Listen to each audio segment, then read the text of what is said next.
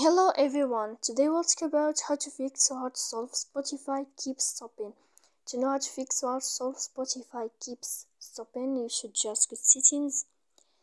Here in this page we click apps, default apps, app settings. When you'll find this list, you will enter to the window of Spotify app.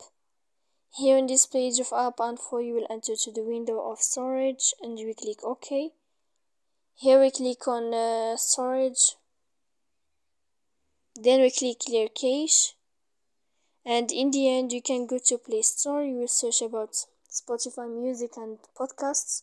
If you will find here update, you can click to update your app, and if it's not working with you, then you can click uninstall to install again your app to fix that problem. So please don't forget to support us by like and subscribe. See you next time in another video, and thank you for your attention.